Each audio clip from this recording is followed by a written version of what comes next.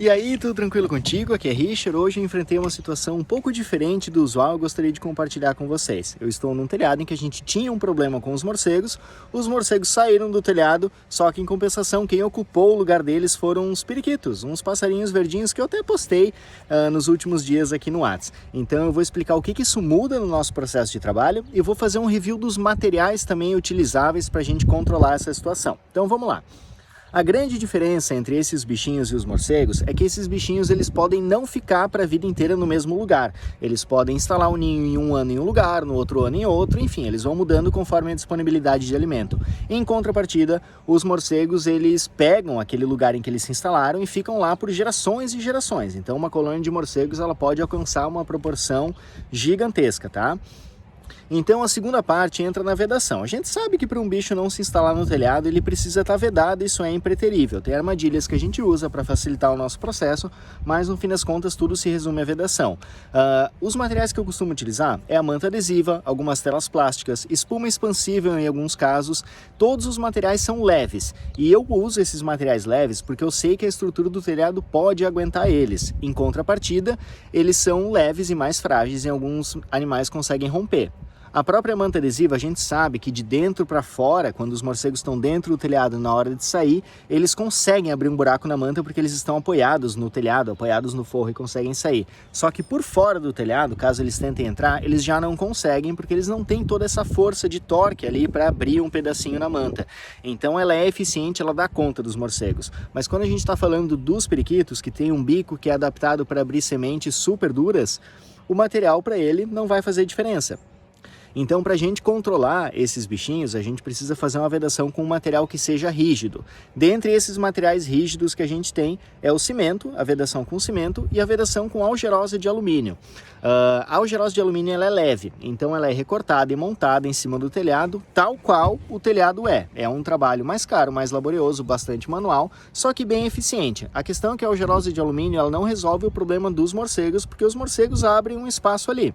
Mas em compensação ela veda bem para os periquitos não conseguirem entrar. Então nesse caso o legal é a gente fazer uma vedação dupla, a gente deixar a manta por baixo e fazer uma algerosa de alumínio por cima, que fica tudo muito leve, sem comprometer a estrutura do telhado e a gente consegue acabar com todas as pragas.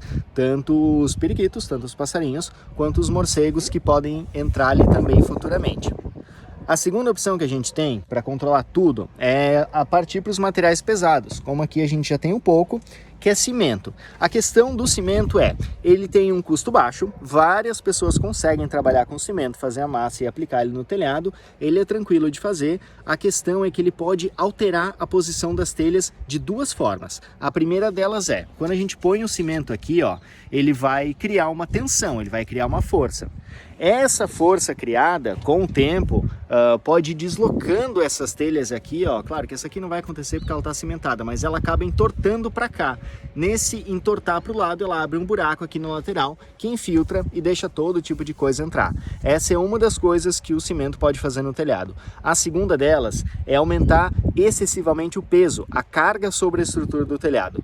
A consequência disso é simples, a madeira com certeza ela vai aguentar no momento que tu está colocando, até porque tu não vai concretar o telhado todo, né? Não é uma coisa tão literal. Mas com o tempo, esse peso que está aqui, ele vai trabalhando, ele vai gerar um trabalho aqui nessas vigas de sustentação do telhado e elas vão entortando, conforme a umidade vem, a umidade vai, elas vão entortando aos poucos, podendo deixar o teu telhado com uma barriga ou com as pontas caídas para baixo. E isso vai fazer com que as telhas saiam do lugar e gere uma infiltração.